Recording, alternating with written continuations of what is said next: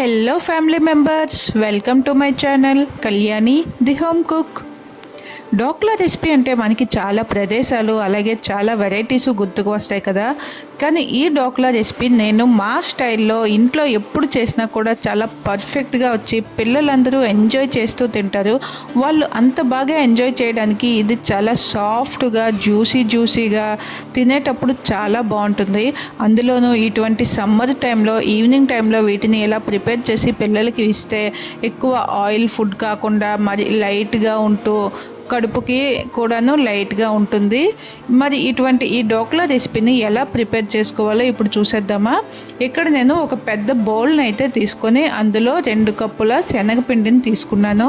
2 కప్పుల శనగపిండికి 1 కప్పు మజ్జిగ, మనం నార్మల్గా మజ్జిగ చేసుకుంటాం కదా సమ్మర్లో, మరి ఎక్కువ పుల్లగా ఉండేది కాదు, నార్మల్గా మనం రెడీ చేసుకున్న మజ్జిగను వేసి అలా కొంచెం మిక్స్ చేసుకోవాలి. తర్వాత తగినంత వాటర్ని వేసుకొని చూసారా కన్సిస్టెన్సీ ఇలా ఉండేలా మిక్స్ చేసుకోవాలి.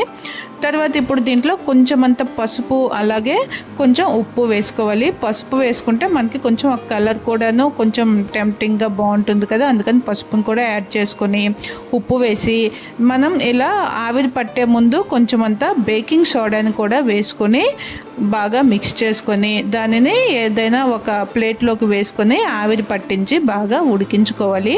ఇది ఒక 8 to 10 minutes కుక్ చేసుకుంటే చాలు. మనకి అది చాలా పర్ఫెక్ట్గా సాఫ్ట్గా మనకి డోక్లా అనేది బాగా కుక్ అయిపోతుంది. చూస్తున్నారు కదా ఎంత బాగా పొంగుతూ ఎంత సాఫ్ట్గా బాగా వచ్చిందో.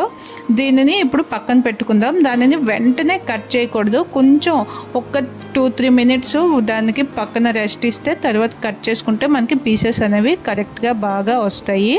ఈలోగా మనం ఒక కడాయిని ఆన్ చేసుకొని ఇప్పుడు మనం పోపుని అయితే రెడీ చేసుకుందాం. పోపు కోసం ఒక 2 టేబుల్ స్పూన్ల ఆయిల్ వేసుకొని ఆవాలు వేసుకొని వాటిని బాగా చిటపట్లాడే వరకు ఫ్రై అవనివ్వాలన్నమాట. తర్వాత దాంట్లో సన్నగా కట్ చేసుకున్న పచ్చిమిరపకాయలు కొంచెమంతా కరివేపాకుని వేసి పోపు చక్కగా పచ్చివాసన పోయి మంచి పోపు స్మెల్ అనేది చాలా బాగా వచ్చే వరకు ఫ్రై చేసుకోవాలి. దీంట్లో ఒక కొంచెం అంతా ఇంగువని కూడా యాడ్ చేసుకోవాలి. ఇలా పోపు బాగా వేగిపోయిన తర్వాత దీంట్లో ఒక 1/2 లీటర్ వరకు వాటర్ని యాడ్ చేసుకోవాలి. ఈ వాటర్లో మనం మళ్ళీ ఒక కొంచెం సాల్ట్, తగినంత సాల్ట్ కూడా వేసుకోవాలి మన టేస్ట్కి సరిపడా వేసుకొని ఇది మరిగనివ్వాలి. ఒక బాయిల్ వచ్చే వరకు మరిగించుకోవాలన్నమాట. దీంట్లోనే మనం ఇప్పుడు 4 టేబుల్ స్పూన్ల పంచదారని కూడా యాడ్ చేసి ఈ వాటర్ని బాయిల్ చేసుకుందాం.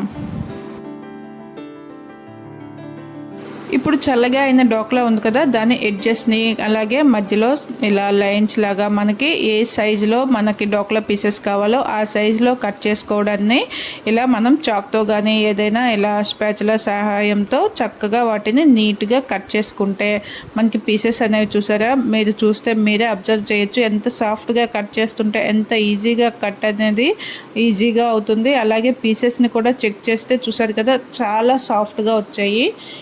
ఇదే మెథడ్ని ఫాలో అయితే ఎప్పుడు చేసినా కూడా ఈ డోక్లా అనేది చాలా సాఫ్ట్గా తినేటప్పుడు కూడా ఎటువంటి ఇబ్బంది లేకుండా చక్కగా తినేయచ్చు. అలాగే మనం ఈ మజ్జిగను వేసి మిక్స్ చేసుకోవడం వల్ల మనకి డైజెషన్ కూడాను ఈజీగా అయిపోతుంది.